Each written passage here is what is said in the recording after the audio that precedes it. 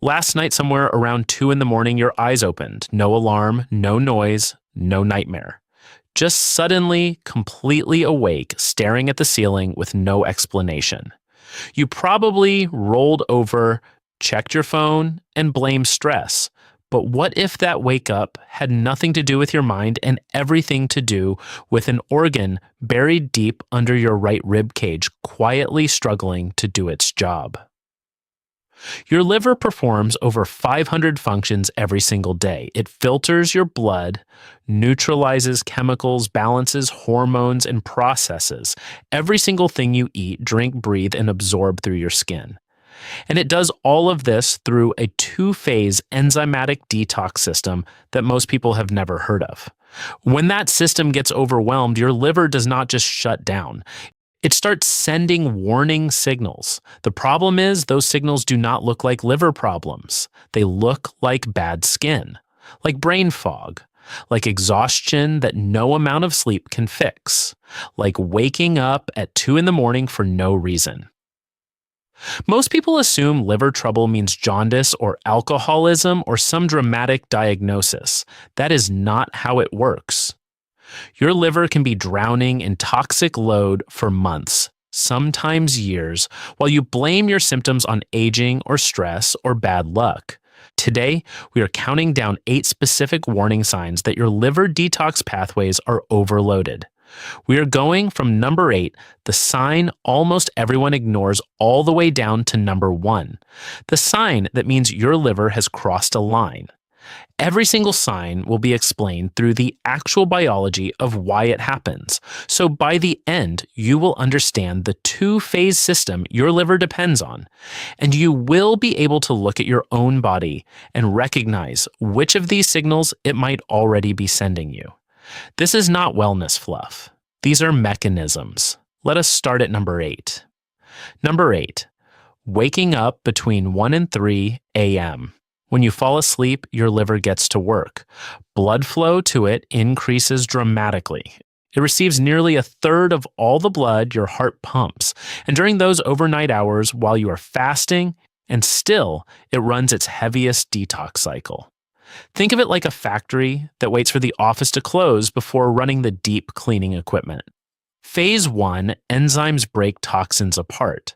Phase 2, enzymes package them for removal. This all peaks between roughly 1 and 3 in the morning. But when the load is too high and the liver falls behind on that processing, the incomplete cleanup creates a small spike of cortisol. Not enough to make you feel stressed. Just enough to pull you out of deep sleep. Your eyes open, you check the clock. 2:15 a.m. No reason. You roll over and try to fall back asleep and never once consider that your liver just sent you a signal. Traditional Chinese medicine mapped this exact window to liver activity centuries ago. Modern sleep science is starting to see why. This is possibly the earliest warning sign of liver overload, and it costs you nothing to notice. Just pay attention to when you wake up. Number 7, unusual body odor or bad breath that will not go away. Your liver neutralizes sulfur compounds and other chemicals that smell terrible. It grabs them from your blood and breaks them down so they never reach your skin or your lungs. One enzyme in particular, called FMO3, handles a compound called trimethylamine. When the liver processes it properly, you never smell a thing. When the liver is too busy dealing with other toxic loads, that compound builds up in your blood. It comes out through your sweat. It comes out through your breath. It smells like fish. There is also a more subtle version, dimethyl sulfide and other volatile compounds that the liver normally clears start circulating and escaping through every exit they can find. You brush your teeth, you use mouthwash. Nothing changes. That is because the source is not your mouth. The source is your blood carrying what your liver could not finish processing. Persistent bad breath that no amount of dental hygiene fixes may be a metabolic signal, not an oral one. Number 6, chronic bloating and digestive problems. Your liver produces between 400 and 800 milliliters of bile every single day. Bile is what breaks down fat. Without it, dietary fat just sits in your gut undigested and ferments. Here is what most people miss. Bile is made inside liver cells called hepatocytes, the same cells that are also running detox. When those cells are overwhelmed with toxic processing, they do not have the resources to produce enough quality bile. So you eat a meal with some fat in it, and instead of that fat being broken down and absorbed smoothly, it sits there. You bloat. You get gassy. Your stools might float or look pale. And because bile is also how you absorb vitamins A, D, E, and K, those start dropping too.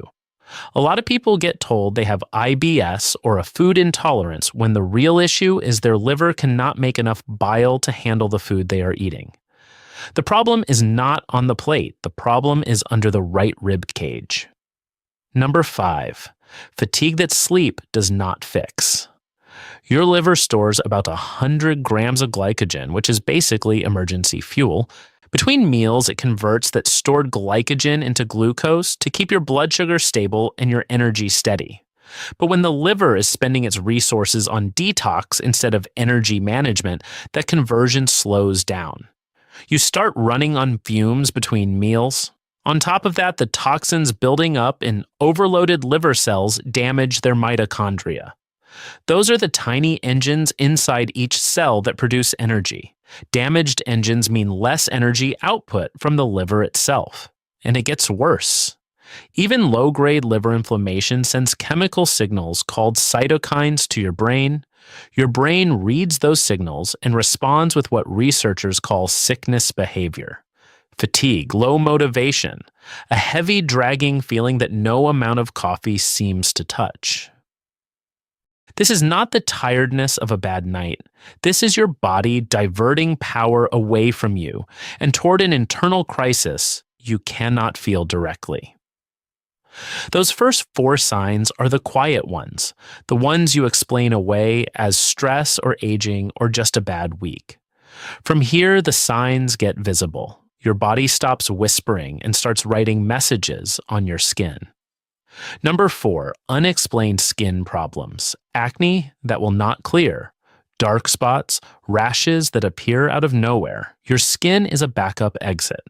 When the liver and kidneys cannot keep up with toxin removal, your body reroutes elimination to the largest organ it has, your skin.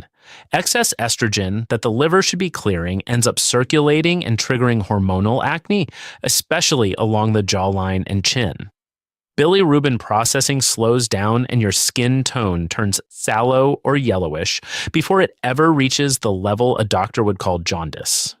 You try new cleansers, you switch moisturizers, nothing works because the problem is not on the surface. The problem is underneath. Your liver is pushing out through the skin what it cannot process internally.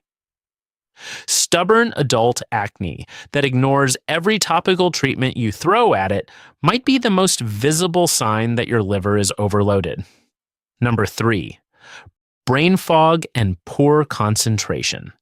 Every time your body breaks down protein, it produces ammonia. Ammonia is toxic to your brain. Normally, your liver grabs it and converts it into urea, which is harmless and leaves through your urine. Simple, efficient. But when the liver falls behind, ammonia starts to accumulate in your blood. It crosses into your brain and damages cells called astrocytes that regulate how your neurons communicate. You lose the ability to find words mid-sentence. You read a paragraph 3 times and absorb nothing. You walk into a room and forget why. Manganese, which the liver also normally clears, starts depositing in the deep structures of your brain, affecting focus and motor control. Most people chalk this up to burnout or getting older, but there is a direct chemical pathway from a struggling liver to a foggy brain. And it happens at levels well below what would ever show up as a clinical diagnosis. Before we get to the final 2 signs, you need to understand the system behind all of this. Your liver detoxifies in 2 phases. Phase 1 uses a family of enzymes called cytochrome P450. Think of them as a wrecking crew. They take fat-soluble toxins and crack them open. But here's the problem. That cracking process creates intermediate compounds that are often more toxic than the originals. Phase 2 is the cleanup crew.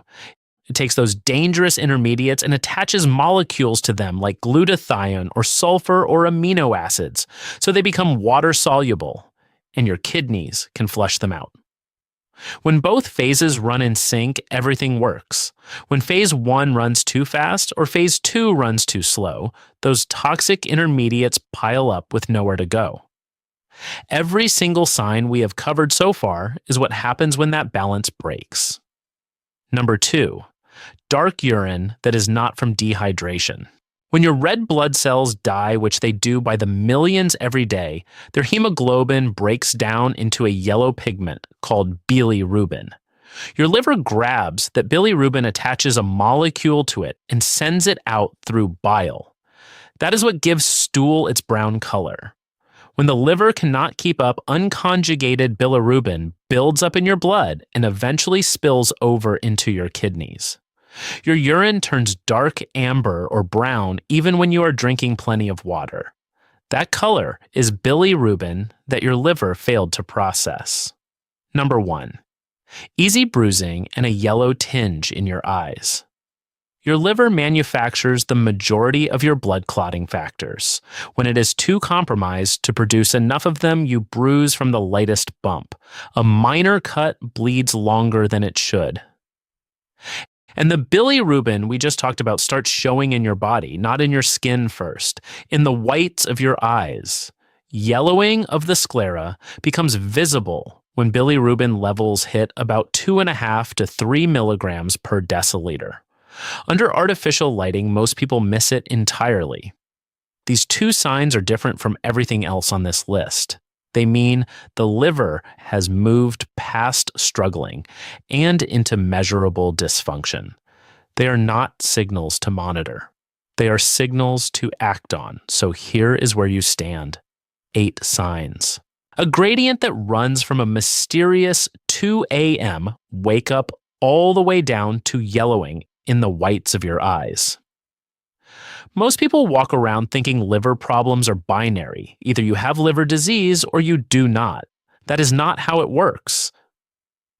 Your liver communicates on a spectrum, and it has been using every channel it has: your sleep, your breath, your digestion, your energy, your skin, your ability to think clearly, the color of what comes out when you use the bathroom. Every single one of those is a line of communication from an organ that cannot feel pain and has no other way to reach you. Here is what you can do with this. At your next checkup, ask for a liver function panel, specifically ALT/AST/GGT, bilirubin, and albumin. These 5 markers give a direct snapshot of how your liver cells are performing. Cut back on the things that flood the system: processed food, alcohol, unnecessary medications, especially acetaminophen, which runs almost entirely through the liver. And support the phase 2 cleanup crew by eating cruciferous vegetables like broccoli and Brussels sprouts. They contain a compound called sulforaphane that directly boosts glutathione production. That is the molecule your liver depends on to finish the job phase 1 started. Adequate protein matters too, because the amino acids in it are the raw materials your liver uses to package and remove toxins. Think back to where we started. It is 2 in the morning. Your eyes open for no reason. At the beginning of this video, that was a mystery. Maybe just stress, maybe nothing. Now you know it might be the first sign in an 8-step escalation, the quietest signal your liver knows how to send. The question is not whether your body is talking to you. It always has been. The question is whether now you are finally paying attention.